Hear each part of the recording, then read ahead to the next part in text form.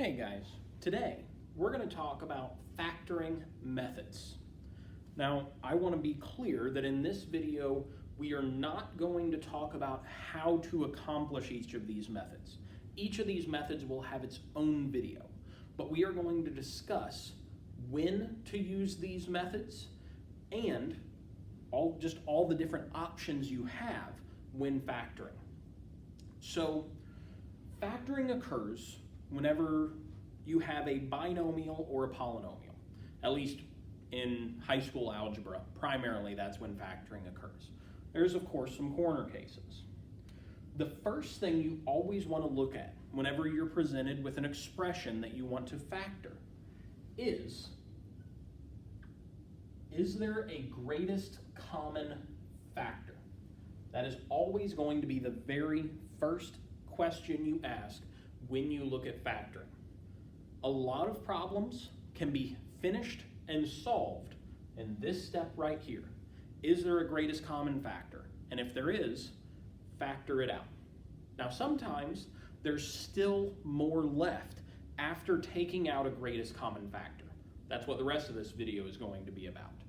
But this is going to be your very first step. And remember, in the description link below, once I have these videos created, all of them will be linked there. So you can take a look. How do you do the GCF? All right. After you take out the greatest common factor, if you still have a little bit left over, you need to find out if it meets any of the criteria for continued factoring. First, is it still a trinomial? Meaning, do you still have three parts left to this equation? An x squared, an x, and a constant. Does it still look like a regular polynomial even after you've taken out any greatest common factors there might be? If it does still look like a polynomial, odds are you could still factor it using some trinomial factoring methods. There's a couple different names for trinomial factoring methods. There's something I lovingly like to refer to as basic factoring, but you're more commonly going to hear of something like the box method or the AC method, each of which will have a video. I'm going to write those below here, the box method or the AC method.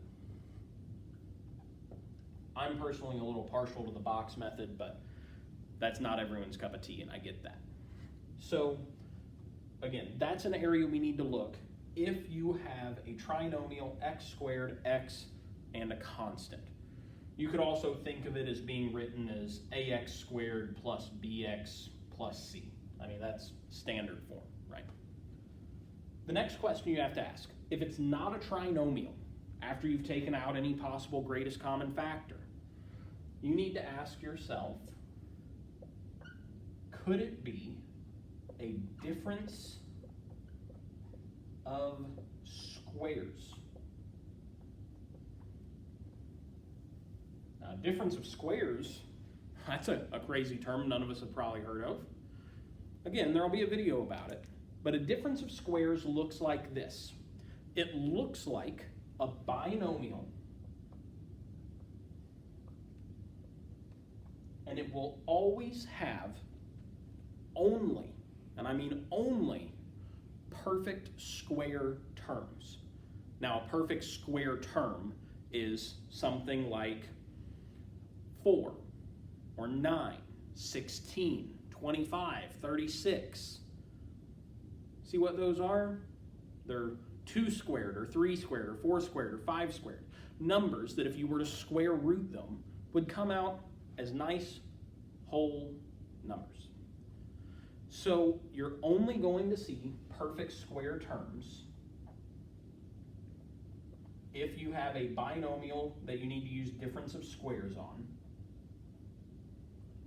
And if you want the kind of standard form of this, then it would be in the form of a squared minus b squared. Don't get too hung up on that if you're not familiar with it though. that's okay. If you recognize everything there is a perfect square, odds are you want to check out my difference of squares video. How do I factor it? Finally, we have grouping, factoring by grouping.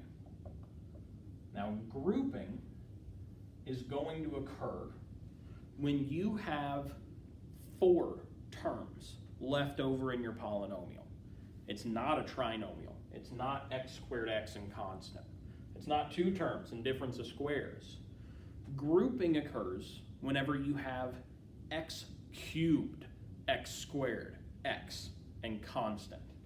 So really, the key here is if you see 4 terms in your polynomial, typically x cubed, x squared, x, and constant.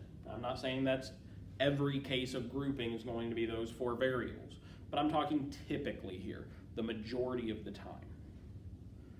These are going to be our 3 primary methods for factoring, for breaking down a polynomial into its equivalent but smaller parts.